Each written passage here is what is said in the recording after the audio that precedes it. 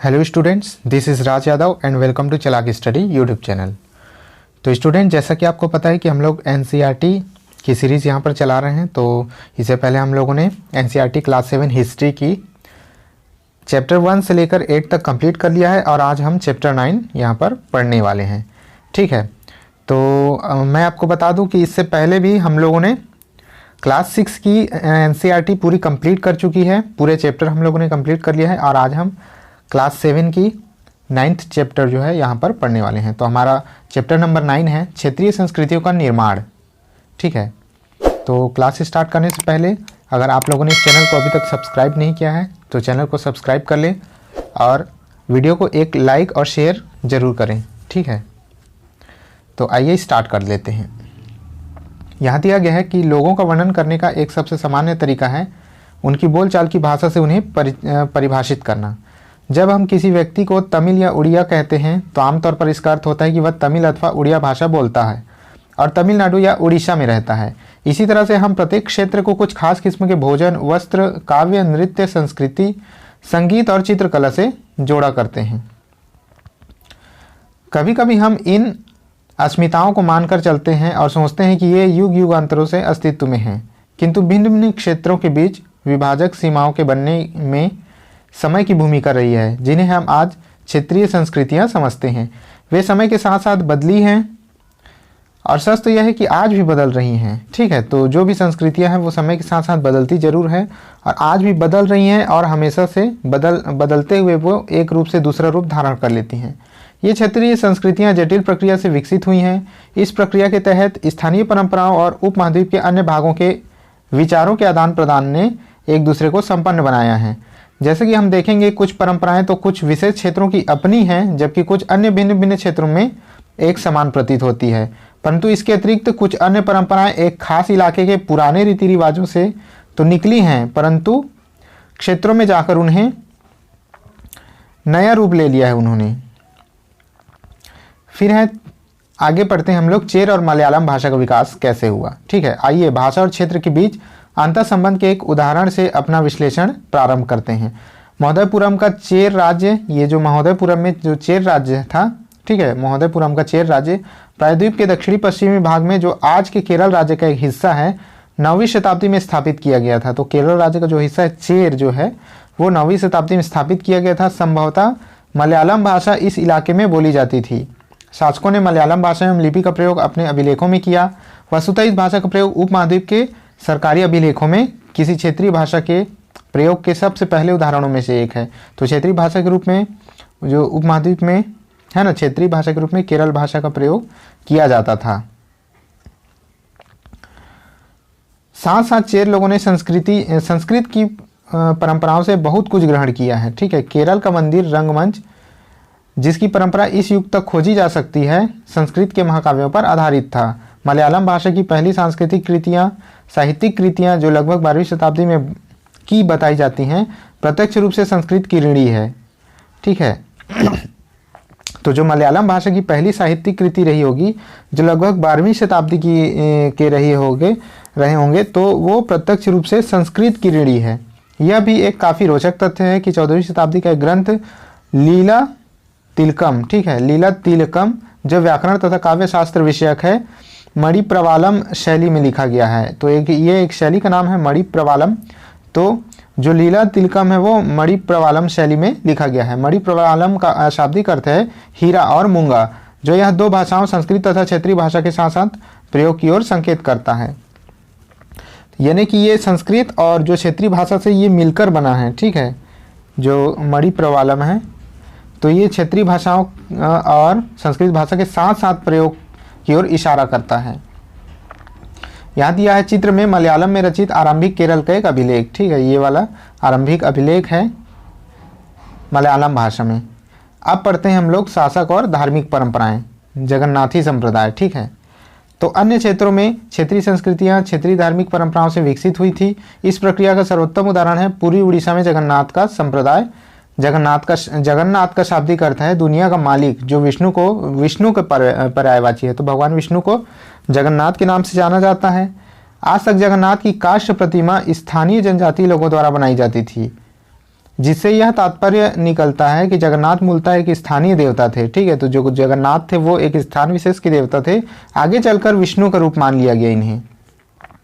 12वीं शताब्दी में गंग वंश के एक अत्यंत प्रतापी राजा अनंत वर्मन ने पुरी में पुरुषोत्तम जगन्नाथ के लिए एक मंदिर बनवाने का निश्चय किया। उसके बाद 1230 में राजा अनंग भीम तृतीय ने अपना राज्य पुरुषोत्तम जगन्नाथ को अर्जित कर दिया और स्वयं को जगन्नाथ का प्रतिनियुक्त घोषित किया। तो ये जो अनंत वर्मन है उन्होंने पुरी जगन्नाथ में ही पुरी का मंदिर बनवाने का निश्चय किया था, जो कि गंग वंश के थे। ठीक है, इसको याद रखिएगा, ये एक इम्पोर्टेंट फैक्ट है। अब आगे बढ़ते हैं। ज्यों-ज्यों इस मंदिर को तीर्थ स्थल यानी तीर्थ यात्रा के केंद्र के रूप में महत्व प्राप्त होता गया, सामाजिक तथा राजनीतिक मामलों में भी इसकी सत्ता बढ़ती गई। जिन्होंने भी उड़ीसा को जीता, जैसे कि मुगल, मराठे और अंग्रेजी ईस्ट इंडिया कंपनी, सब ने इस मंदिर पर अपना नियंत्रण स्थापित करने का प्रयत्न किया।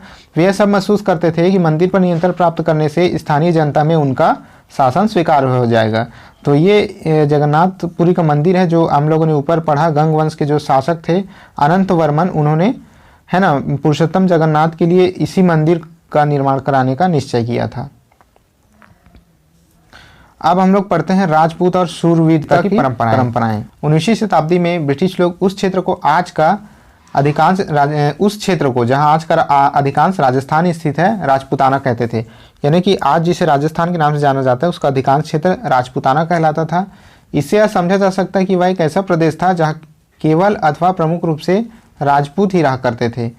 लेकिन यह बात आंशिक रूप से ही सत्य है। ठीक है, ऐसे अनेक समूह थे और आज भी हैं जो उत्तरी तथा मध्यवर्ती भारत के अनेक क्षेत्रों में अपने आप को राजपूत कहते हैं। यह भी सच है कि राजस्थान में राजपूतों के अलावा अन्य लोग भी रहते थे, तथापि अक्सर यह माना जाता था कि राजपूतों ने राजस्थान को एक विशिष्ट संस्कृति प्रदान की। ये संस्कृति परंपराएं व शासकों के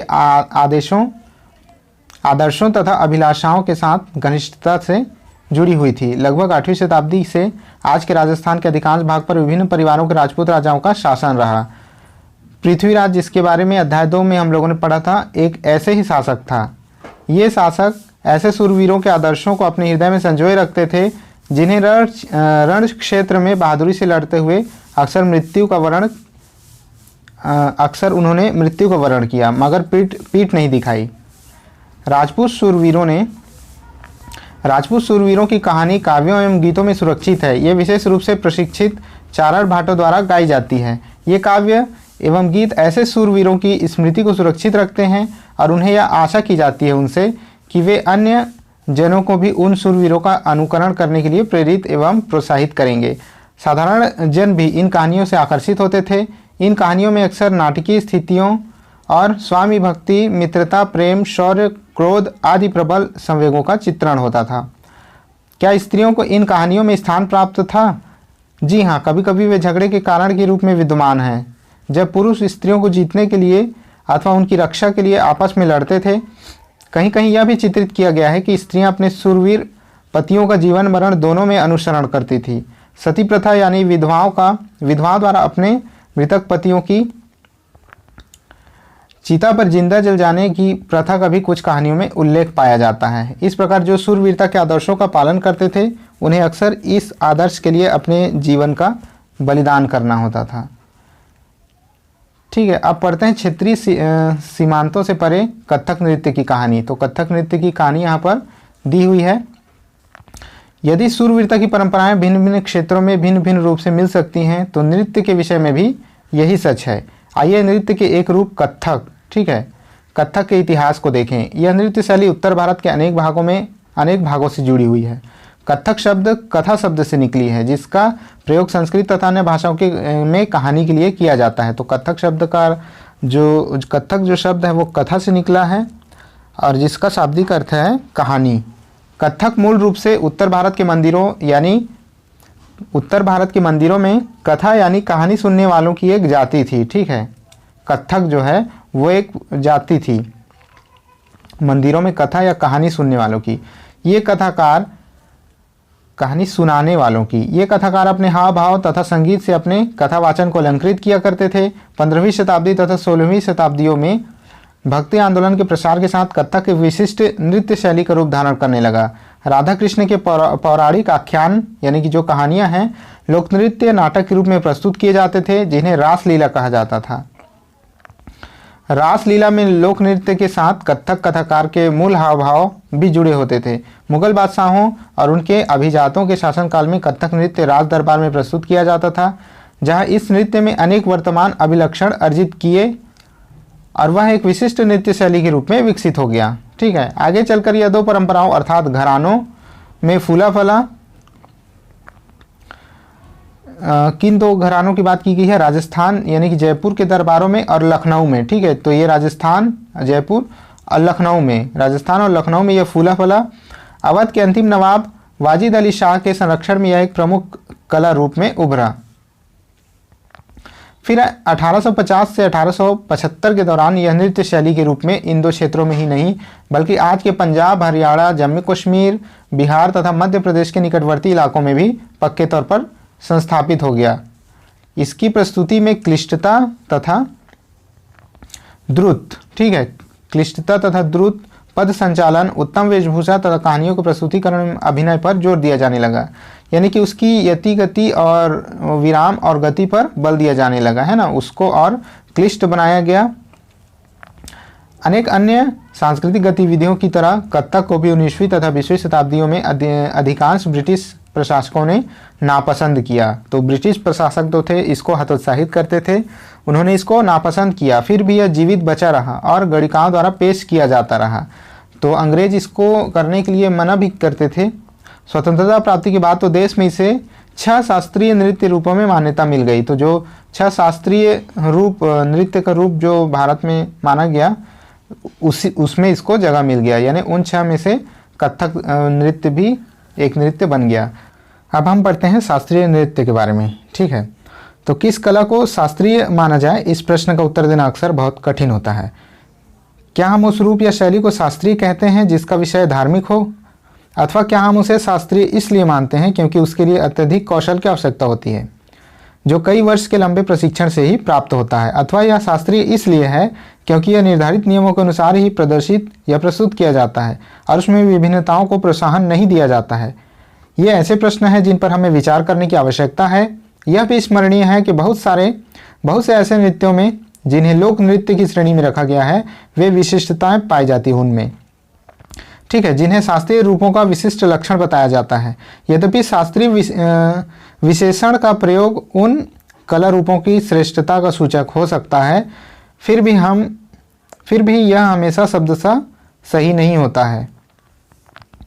अन्य नृत्य रूप जिन्हें हम इस समय शास्त्रीय माना जाता है, इस समय जिन नृत्यों को शास्त्रीय माना जाता है वो कौन कौन से हैं? भरतनाट्यम, ठीक है, भरतनाट्यम जो कि तमिलनाडु का विशेष क्षेत्रीय नृत्य है, उसको शास्त्रीय नृत्य माना जाता है। फिर है कथकली, कथकली केरल से बिलोंग करता है, ठीक है, ओडिसी जो है उड़ीसा से रिलेटेड है, कुचिपुड़ी आंध्र प्रदेश से रिलेटेड है और मणिपुर से रिलेटेड है। तो कितने हो गए? ये हो गए 5, 1 2 3 4 5। और छठवां जो है कथक, ठीक है, कथक जिसके बारे में हम लोगों ने ऊपर पढ़ा उसको मिलाकर के 6। तो कथक के बारे में ये कहा गया है कि ये जो है 6 शास्त्रीय नृत्य रूपों में इसको भी मान्यता प्रदान की गई है। अब आगे बढ़ जाते हैं। संरक्षकों के लिए चित्रकला लघु चित्रों की परंपरा। संरक्षकों के लिए एक अन्य परंपरा जो कई रीतियों से विकसित हुई वह थी लघु चित्रों की परंपरा।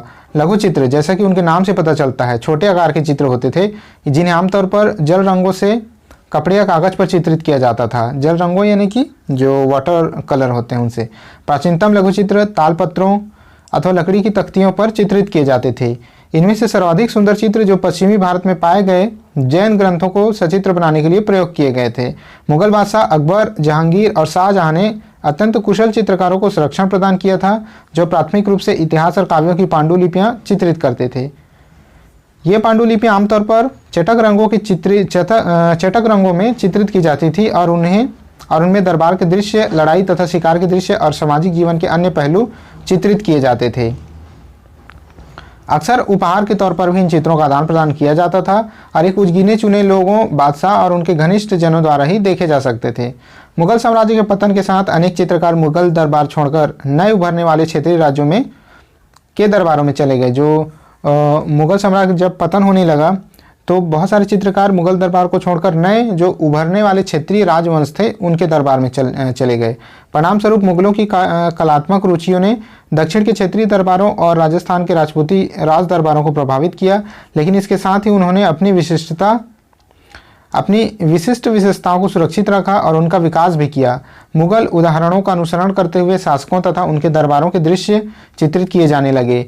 इनके साथ साथ मेवाड़, जोधपुर, बूंदी, कोटा और किशनगढ़ जैसे केंद्रों में पौराणिक कथाओं तथा काव्यों के विषयों का चित्रण बराबर जारी रहा। ऐसे ही एक अन्य क्षेत्र था आधुनिक हिमाचल प्रदेश के इर्द गिर्द हिमालय की तलहटी का इलाका। तो हिमालय की तलहटी के इलाके में बहुत सारे चित्रकार जाने लगे। 17वीं शताब्दी के बाद वाले वर्षों में इन क्षेत्र में लघु चित्रकला की एक महत्वपूर्ण एवं भावप्रवण शैली का विकास हो गया, जिसे बसोहली शैली कहा जाता था। तो बसोहली शैली का निर्माण हुआ। अगर क्वेश्चन में आता है कि बसोहली किससे रिलेटेड है, तो ये चित्रकला से रिलेटेड है, याद रखिएगा, ठीक है, लघु चित्रकला से। यहाँ जो सबसे लोकप्रिय पुस्तक चित्रित की गई वह थी भानुदत्त की रसमंजरी, ठीक है, भानुदत्त की रसमंजरी। 1739 में नादिर शाह के आक्रमण और दिल्ली विजय के परिणाम स्वरूप मुगल कलाकार मैदानी इलाकों की अनिश्चितताओं से बचने के लिए पहाड़ी क्षेत्रों की ओर पलायन करने लगे। यहाँ कुछ चित्र दिए गए हैं। चित्र 8 में जैसे दिया गया है कि होली खेलते हुए महाराणा राम सिंह द्वितीय राजपूत लघु चित्र कोटा, ठीक है। और यहाँ एक चित्र दिया गया है कृष्ण राधा और उसकी सखियाँ पहाड़ी लघु चित्र कांगड़ा। तो जहाँ से छोड़ा था वहाँ से स्टार्ट करते हैं कि पहाड़ी क्षेत्रों की ओर पलायन करने लगे, यानी कि जो मैदानी क्षेत्रों की अनिश्चितताओं से बचने के लिए जो चित्रकार थे वो पहाड़ी क्षेत्रों की ओर पलायन कर गए। उन्हें वहाँ जाते ही आश्रयदाता तैयार मिले। आश्रयदाता पहले से वहाँ रेडी थे, जिनके फलस्वरूप चित्रकारी की कांगड़ा शैली विकसित हुई। तो वहाँ जाने के बाद, पहाड़ी क्षेत्रों में जाने के बाद चित्रकारी की कांगड़ा शैली विकसित हुई। कांगड़ा शैली याद रखिएगा, 18वीं शताब्दी के मध्य भाग तक कांगड़ा के कलाकारों ने एक नई शैली विकसित कर ली, जिन्हें लघु चित्रकारी में एक नई जान डाल दी। उनकी प्रेरणा का स्रोत वहाँ की वैष्णव परंपराएं थी। ठंडे नीले हरे रंगों सहित कोमल रंगों का प्रयोग और विषयों का काव्यात्मक निरूपण कांगड़ा शैली की विशेषता थी। स्मरण रहे कि साधारण स्त्री पुरुष भी बर्तनों, दीवारों, कपड़ों, फर्श आदि पर अपनी कलाकृतियां चित्रित करते थे। कला के इन नमूनों में से कुछ ही बच पाते थे। इसके विपरीत लघु चित्र राजमहलों में सावधानीपूर्वक रखे जाते थे, जिससे वे सदियों तक सुरक्षित रहें। अब है बंगाल, नज़दीकी से एक नज़र। एक क्षेत्रीय भाषा का विकास। जैसे कि हमने प्रारंभ में देखा था, हम अक्सर क्षेत्रों के नाम वहाँ के निवासियों के द्वारा बोली जाने वाली भाषा के अनुसार निर्धारित करते हैं, यानी कि क्षेत्रवासियों को नाम को जो है वहाँ की भाषा के नाम पर रख देते थे। इसलिए हम यह मान लेते हैं कि बंगाल में लोग हमेशा बंगाली ही बोलते थे, किंतु यह एक दिलचस्प बात है कि आज बंगाली संस्कृत से निकली हुई भाषा मानी जाती है। प्रारंभिक संस्कृत ग्रंथों के अध्ययन से यह पता चलता है कि बंगाल के लोग संस्कृत से उपजी हुई भाषाएं नहीं बोलते थे। तो फिर नई भाषा का उद्भव कैसे हुआ?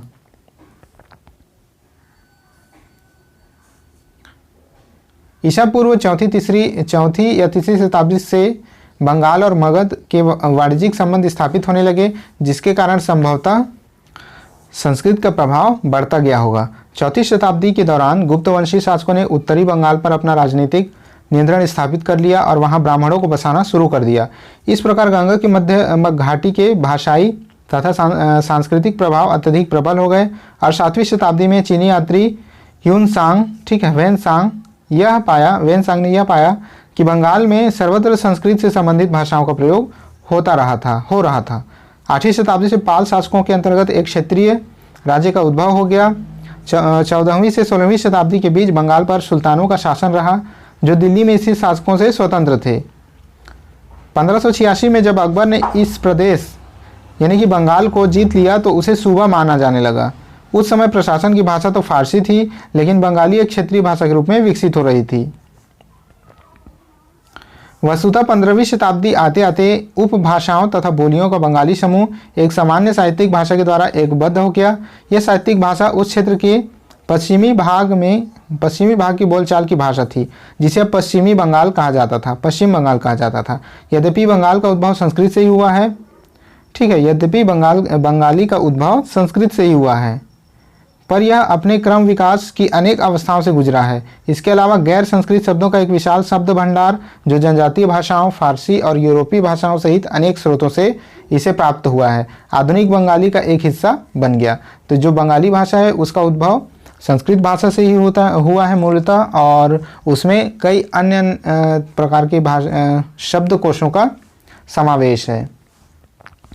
बंगाली के प्रारंभिक साहित्य की 2 श्रेणियों में बांटा जा सकता है। प्रारंभिक साहित्य को 2 श्रेणियों में बांटा जा सकता है। एक श्रेणी है संस्कृत की ऋणी है, एक श्रेणी जो है वो संस्कृत की ऋणी है, दूसरी उससे स्वतंत्र है। पहली श्रेणी में संस्कृत महाकाव्यों के अनुवाद, मंगल काव्य जिसका शाब्दिक अर्थ होता है शुभ यानी मांगलिक काव्य, जो स्थानीय देवी देवताओं से संबंधित है, और भक्ति साहित्य जैसे कि गौड़ी वैष्णव आंदोलन के नेता श्री चैतन्य देव जी की जीवनियाँ इत्यादि उसमें शामिल हैं। दूसरी श्रेणी में कौन है? दूसरी श्रेणी में नाथ साहित्य जो है वो शामिल है। नाथ साहित्य के बारे में हम लोगों ने पढ़ा था। तो नाथ साहित्य शामिल है जैसे मैनावती गोपीचंद्र के गीत, धर्म ठाकुर की पूजा से संबंधित कहानियाँ, परिकथाएं, लोक कथाएं, गाथा गीत इत्यादि शामिल है दूसरी श्रेणी में। यानी पहली श्रेणी संस्कृत से रिलेटेड है और दूसरी श्रेणी वहाँ के आम बोलचाल और स्थानीय भाषा से रिलेटेड है। अब है मैनावती गोपीचंद्र और धर्म ठाकुर। तो नाथ लोग सन्यासी होते थे जो तरह तरह की योगी क्रियाएं करते थे। यह गीत विशेष जो अक्सर अभिनीत किया जाता है यह बताता है कि रानी मैनावती ने अपने पुत्र गोपीचंद को अनेक बाधाओं के समक्ष सन्यास का मार्ग अपनाने को किस प्रकार प्रोत्साहित किया था। धर्म ठाकुर की एक क्षेत्रीय लोकप्रिय देव है। जो धर्म ठाकुर है वो क्षेत्रीय लोकप्रिय देव है जिनकी पूजा अक्सर एक पत्थर या काठ की मूर्ति की पूजा में मूर्ति के रूप में की जाती है। तो जो पहली श्रेणी हम लोगों ने 2 श्रेणी देखा, उसमें पहली श्रेणी के ग्रंथ का काल निर्णय करना अपेक्षाकृत सरल है क्योंकि ऐसी रचनाएं पांडुलिपियां पाई गई हैं, अनेक पांडुलिपियां पाई गई हैं जिनमें यह इंगित किया गया है कि उनकी रचना 15वीं शताब्दी के उत्तरार्ध और 18वीं शताब्दी के मध्य भाग के बीच की गई थी। दूसरी श्रेणी की कृतियां मौखिक रूप से कहीं सुनी जाती थी, ठीक है। तो क्योंकि वो क्षेत्रीय भाषाओं में और क्षेत्रीय लोक कृतियाँ थी इसलिए वह कहीं सुनी जाती थी मौखिक रूप से, इसलिए उनका काल निर्णय सही नहीं किया जा सकता। वे खासतौर पर पूर्वी बंगाल में लोकप्रिय थी जहां ब्राह्मणों का प्रभाव अपेक्षाकृत कम था।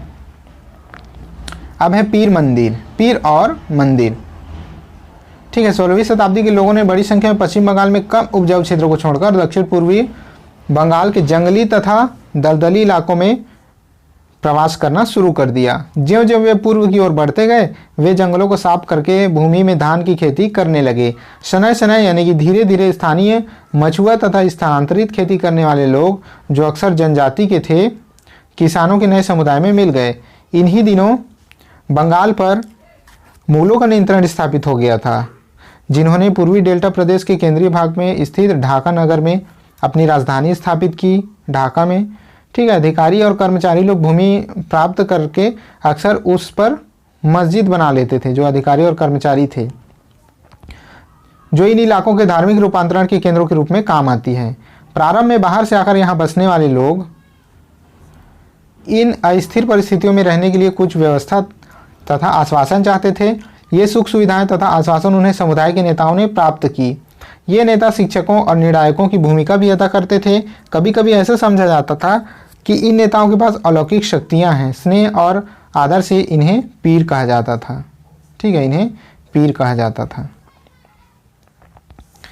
इस पीर श्रेणी में संत या सूफी और अन्य धार्मिक महानुभाव, साहसी उपनिवेशी, देवत्व प्राप्त सैनिक एवं योद्धा, विभिन्न हिंदू एवं बौद्ध देवी देवताओं और यहाँ तक कि जीवात्माएं भी शामिल थे। पीरों की पूजा पद्धति बहुत ही लोकप्रिय हो गई और उनकी मज़ारें बंगाल में सर्वत्र पाई जाती हैं, ठीक है। बंगाल में 15वीं शताब्दी के बाद वाले वर्षों में मंदिर बनाने का दौर जोरों पर रहा, जो 19वीं शताब्दी में आकर समाप्त हो गया। हमने देखा है अध्याय 2 और 5 में कि मंदिर और अन्य धार्मिक भवन अक्सर उन व्यक्तियों या समूहों द्वारा बनाए जाते थे जो शक्तिशाली बन रहे थे। वे इनके माध्यम से अपनी शक्ति तथा भक्तिभाव का प्रदर्शन करना चाहते थे। बंगाल में साधारण ईंटों और मिट्टीकारों के अनेक मंदिर निम्न सामाजिक समूह जैसे कालू यानी कि तेली, कंसारी यानी घंटा धातु के कारीगर आदि के समर्थन से बने थे।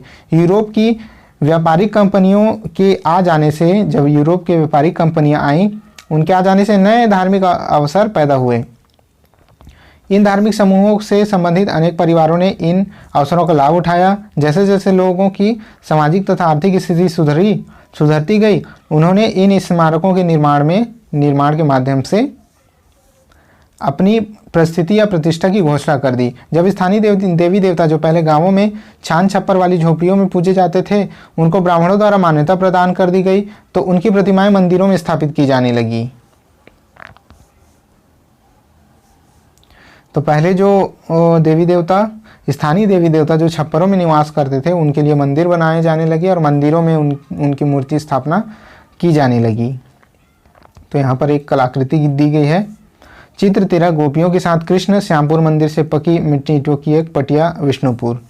तो एक बहुत सी सुंदर कलाकृति यहाँ पर दिखाई दे रही है।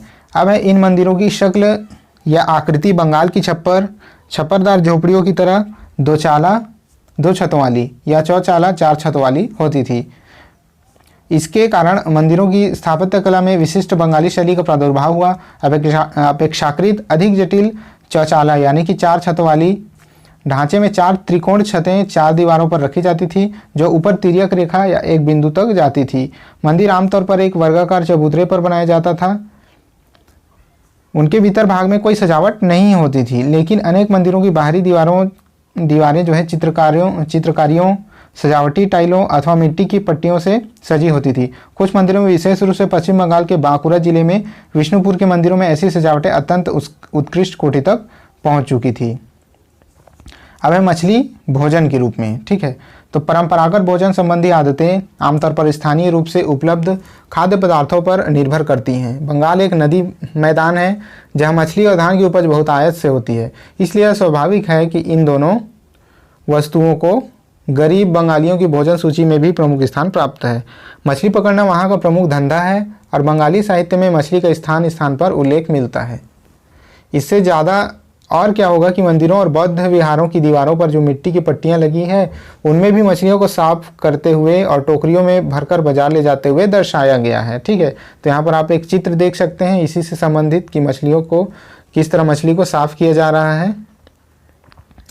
यहाँ दिया गया है चित्र का जो कैप्शन है, घरेलू उपयोग के लिए मछली तैयार करते हुए विशालक्ष्मी मंदिर से पकी मिट्टी का एक फलक, आराम बाग। तो इस तरह मछली का जो है महत्व वहाँ बहुत ज़्यादा था। ब्राह्मणों को शामिश भोजन करने की अनुमति नहीं थी, लेकिन स्थानीय आहार में मछली की लोकप्रियता को देखते हुए ब्राह्मण धर्म के विशेषज्ञों ने बंगाली ब्राह्मणों के लिए इस निषेध में ढील दे दी। बृहद धर्म पुराण, जो बंगाल में रचित 13वीं शताब्दी की संस्कृत ग्रंथ है, ने स्थानीय ब्राह्मणों को कुछ खास किस्मों की मछलियाँ खाने की अनुमति दे दी। यानी कि वहाँ जो है ब्राह्मणों को कुछ खास किस्म की मछलियाँ खाने की अनुमति है, ठीक है, वहाँ की स्थानीय परंपरा उसको देखते हुए।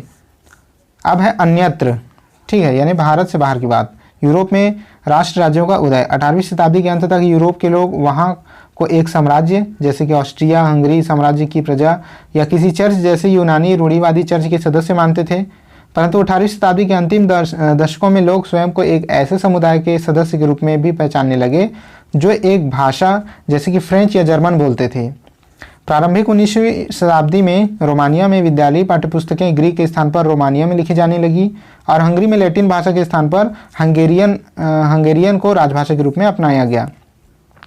यह और इसी प्रकार की अन्य प्रक्रियाओं ने लोगों को यह बोध कराया कि प्रत्येक भाषी समुदाय एक अलग राष्ट्र था।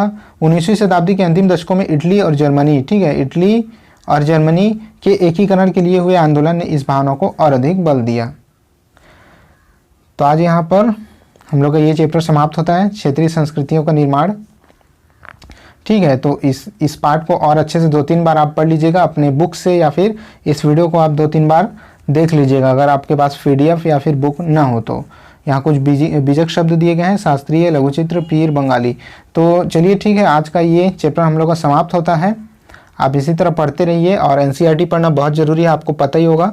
तो NCERT का अच्छा से आप लोग रीडिंग कीजिएगा। ये हर एक एग्ज़ाम में जहाँ भी SST के क्वेश्चंस आते हैं वहाँ आपको ये साथ देंगे। तो चलिए ठीक है, आज के लिए बस इतना ही। और वीडियो अगर पसंद आया होगा तो एक लाइक और शेयर आप ज़रूर कर दीजिएगा, है ना। अगर चैनल को अभी तक सब्सक्राइब नहीं किया है तो चैनल को सब्सक्राइब करके बेल आइकन को प्रेस जरूर कर लीजिएगा। चलिए आज के लिए बस इतना ही, मिलते हैं नेक्स्ट वीडियो में, तब तक के लिए जय हिंद।